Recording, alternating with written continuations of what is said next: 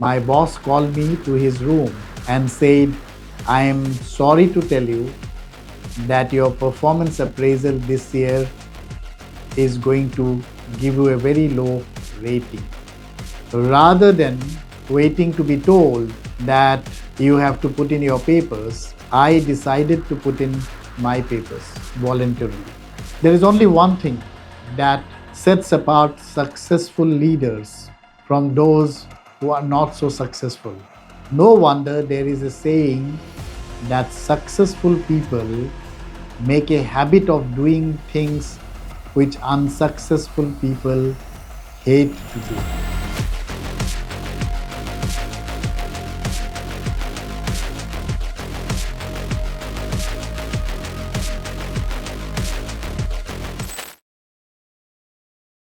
The year was 2003. I was working as a senior manager in a multinational bank. I had a great job, great compensation, great perquisites, and for all intent and purpose, I had arrived in life. One fine day in the month of March, my boss called me to his room and said, I am sorry to tell you that your performance appraisal this year is going to give you a very low rating. It was fairly obvious that if you get a low performance appraisal rating, you don't have much of a career. And furthermore, if an X percentage of people have to be retrenched every year, then you are likely to be one of them. It was perhaps the lowest point in my career.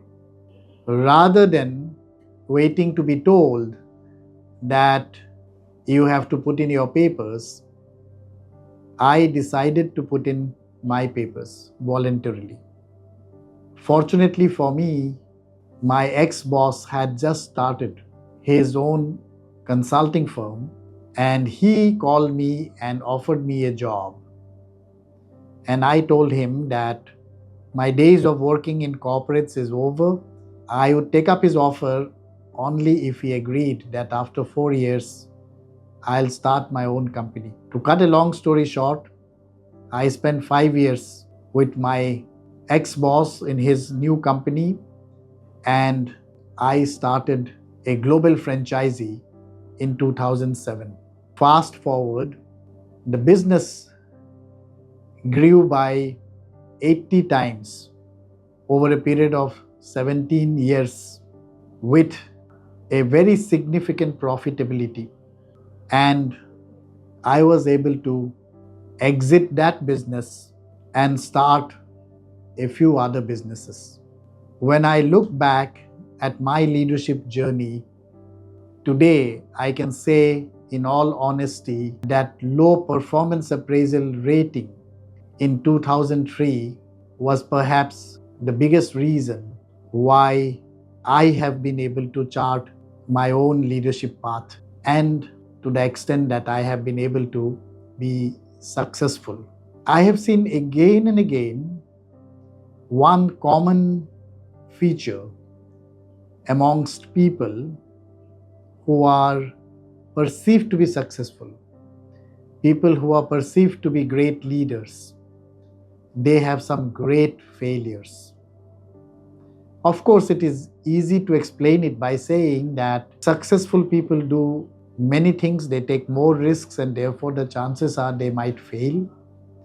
But what helps them is not the failure itself, but a quality that they have which is unique, which is resilience. Remember the famous Stanford experiment in 1960s when a bunch of kids were told by experimenters that I'm going to give you a marshmallow. I'll come back in 15 minutes. If you don't eat the marshmallow, you'll get one more. But if you eat the marshmallow, you won't get any more. The kids who could not resist their temptation and ate the marshmallows, all of them were tracked for 25 years. The ones who could resist the temptation and wait for the second marshmallow, what we call today as postponement of gratification.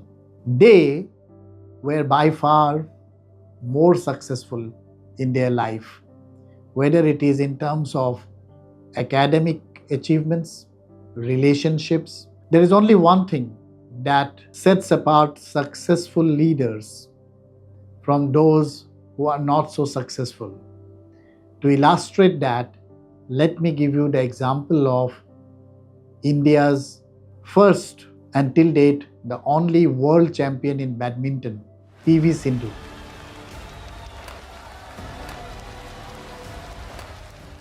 If you Google her schedule, you will know that she gets up at 4 to start her training.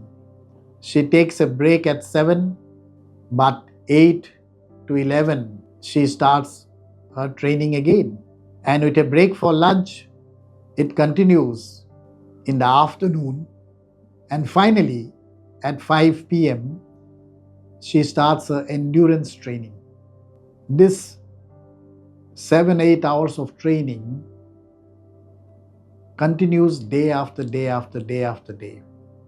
It is possible, like many other young athletes, that on a Friday night, PV Sindhu has a party that she goes to attend and comes home late. What happens the next day morning? You guessed it. She gets up at 4 in the morning, she starts her practice. I have met any number of well-known leaders, management consultants. For example, Marshall Goldsmith and Ram Charan. Both of them are very well-known consultants and leaders. They share something in common. They spend a couple of hours every day to read. Now, I love to read. But guess what? Last night, I went for a movie and I could not do my couple of hours of reading. I was at a particular level yesterday. I remained at that level. Meanwhile, Ram Charan and Marshall Goldsmith they were at a much higher level to start with, but now they are 2 hours more in terms of the level of reading that they have done. This is the compounding effect of resilience. No wonder there is a saying that successful people make a habit of doing things which unsuccessful people hate to do. Who would love to hit a ball 10,000 times, day after day after day after day? Maybe Sachin Tendulkar?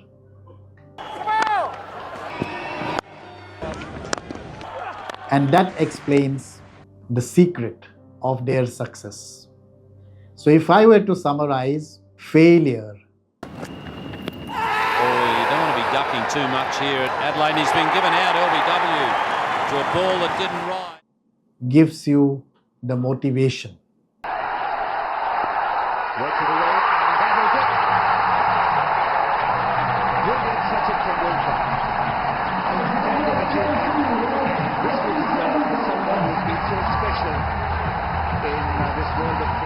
Imagine many years back in South Africa, a person who is thrown out of the first class compartment in spite of having valid travel documents, had to spend the entire night on the platform near Johannesburg.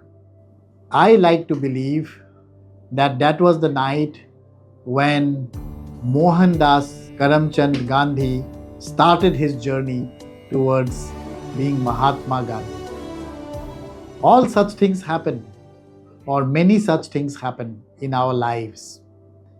You need failure to motivate you and give you the energy without which you shall simply not be able to sustain what is required for success. Whether you call it the 10,000 hour rule or resilience, the fuel and the source of the energy often comes through failures. So therefore, a big lesson for me is without significant failures, it is very difficult to be a great leader, because that is the crucible in which leadership is formed.